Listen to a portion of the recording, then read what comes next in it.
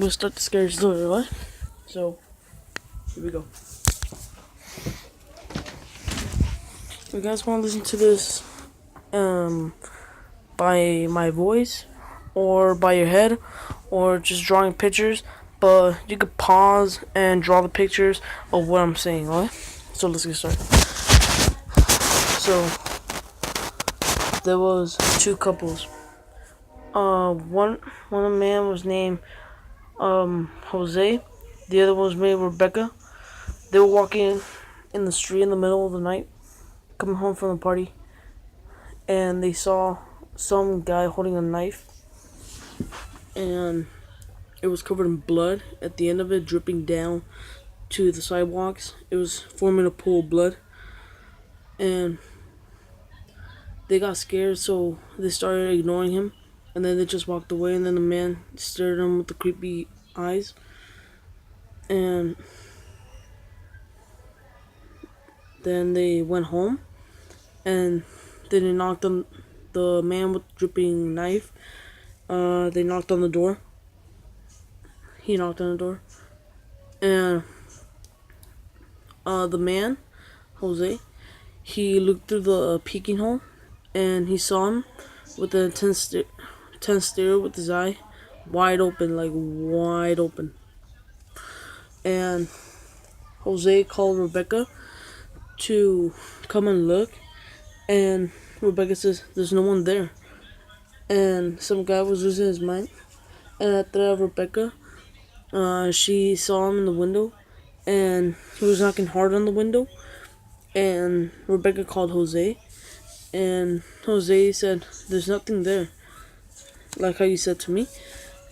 And after that, they both saw him in the kitchen window in the morning, and then he disappeared. And when he disappeared, when they saw him, like, really quickly. And a day passed by. Day two, and he saw him in the sidewalk again with dripping blood all over it. And Rebecca and Jose started getting, like, scared and everything. I think they're getting possessed and haunted in their life and everything. So they locked the doors, they locked all the windows, they bought curtains that they could put them up. And the man, he broke a window, and he started coming out inside. And then the guy with the bloody knife, it was dripping in the living room, and all you could hear was.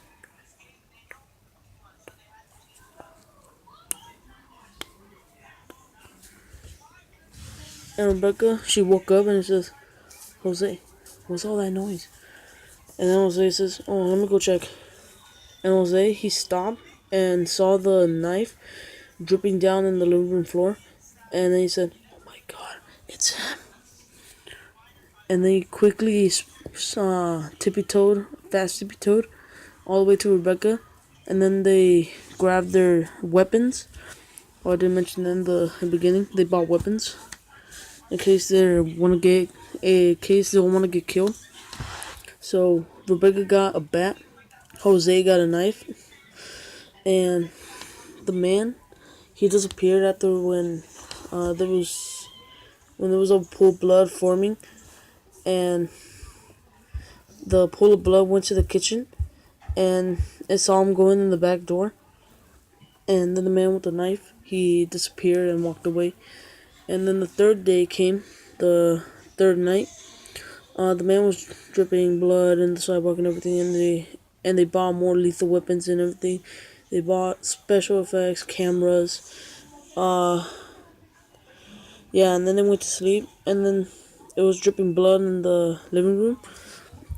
And then they checked again. They got their lethal weapons, and the camera saw him disappear. And then they put some cameras outside, and then Rebecca and George, they got super scared. And after the fourth night, they went to go see where the man was going. So they got in their car, and they past by him, and the man with the knife, he lived in a haunted house, which was haunted since 1958. It was like a very old haunted house. It was breaking down. There was like spider webs all over, and there was like scratches and burnt pieces in the ground, and there was like a pool of blood in the front of the sidewalk. And after that, Rebecca and Jose started getting like scared, so they called the cops, and they investigated the haunted house, and they found the guy with the bloody knife. They stabbed the cops in the stomach. Rebecca and Jose, they started running, and they ran to their car, and they forgot that they locked the car, and Jose had the key, and then the man with the knife, he started sprinting at them, and then Rebecca yelled at Jose, "Hurry up!" And then Jose, he dropped the keys, and he didn't know which key goes into the car, so he had to pick randomly. And then the man with the bloody knife, he stabbed Rebecca in the back. And then Jose, he punched the guy in the face. And after that, Jose pulled out the guy with the bloody knife. He had like a mask, and in fact, he didn't have a face. He had a bloody face. Like, there was no expression with the bloody face. It was just like all skeletonish. So they didn't know who the person was. So Jose took Rebecca to the hospital, and then in the fifth night they saw him again, but without the mask. And then Jose and Rebecca started like going like, "Oh, it's like he has a red face." It's like, we're getting scared. It's like, we just like just kill him already. So they grabbed the pistol. They went to the haunted house where he lives. They knocked on the door, and then they set a trap everywhere that they won't bother him again. So the man, he got trapped, and after that they started killing him. After we started killing him, he died, and Rebecca and Jose didn't have to worry about anything anymore because they killed the guy with the bloody face and the bloody knife. And then the news article said that it was a lost boy who had like mentally handicapped trouble. Like, he was having schizophrenia and everything. And then Jose and Rebecca, they said, "Oh no." It was like, "Oh no."